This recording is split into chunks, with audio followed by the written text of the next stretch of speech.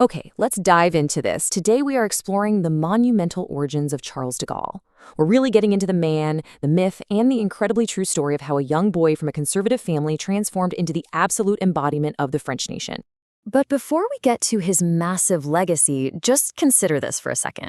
How did a captured, wounded soldier, someone whose early military career was marred by devastating physical trauma and literally years as a prisoner of war, how does that guy eventually become the undisputed father of modern France? It's a massive curiosity gap, isn't it? I mean, how do you go from what looks like ultimate defeat in the muddy trenches of World War I to totally reshaping the geopolitical landscape of Europe? Well, that is exactly the journey we are mapping out today in this explainer. Section 1, the Giant of France. To truly understand where he started, we've got to establish the sheer scale of the myth we're dealing with. These accomplishments, they aren't just footnotes, they are total paradigm shifts. Think about it. De Gaulle led the Free French forces against Nazi Germany and Vichy France during World War II when literally all seemed lost. Then he went on to found the Fifth Republic, writing a completely new constitution with a strong presidency that actually still governs France today. He directed the Trente Glorieuses, that's 30 years of unprecedented post-war economic growth. In a deeply polarized and painful era, he was the leader who ultimately granted Algerian independence. Oh, and if that wasn't enough, he drove the initiative to make France the world's fourth independent nuclear power. All of this was driven by what he famously called his politics of grandeur.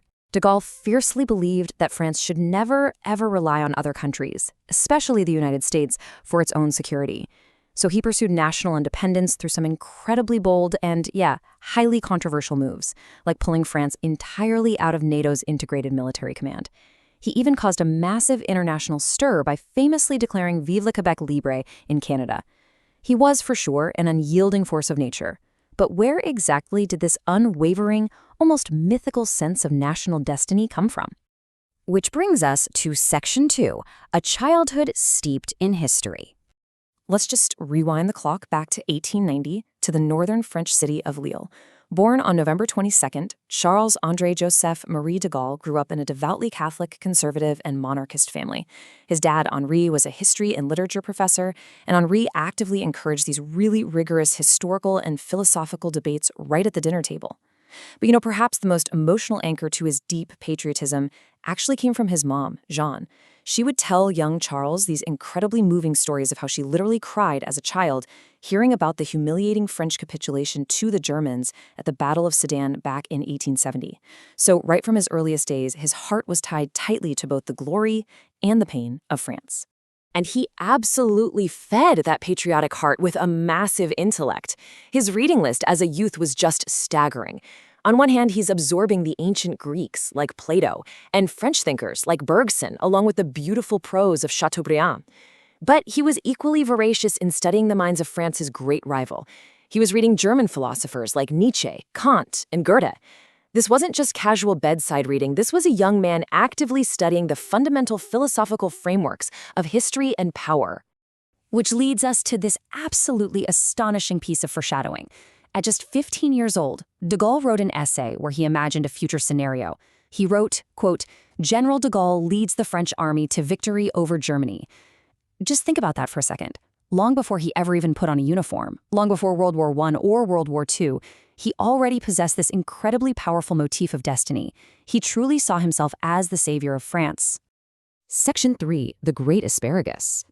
Well, destiny has to start somewhere, right?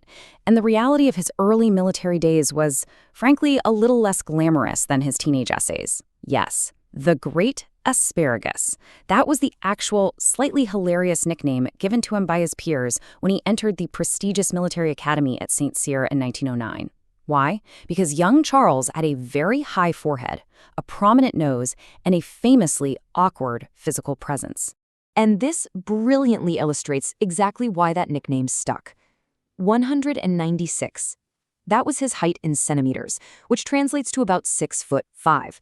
Now, in the early 1900s, that made him an absolute giant among his peers.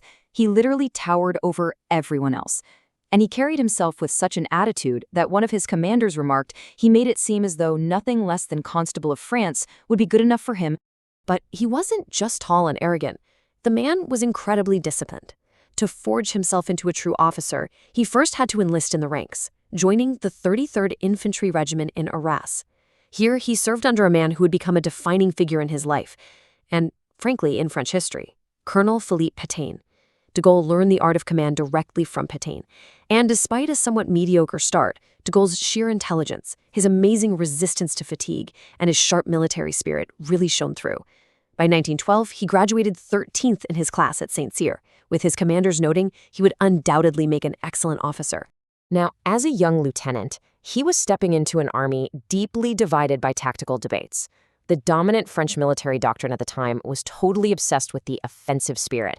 They genuinely believed that high morale and aggressive, completely reckless bayonet charges would always win the day. But the emerging battlefield reality, which very few were actually willing to accept, was that modern artillery and machine gun firepower were completely changing the rules of war.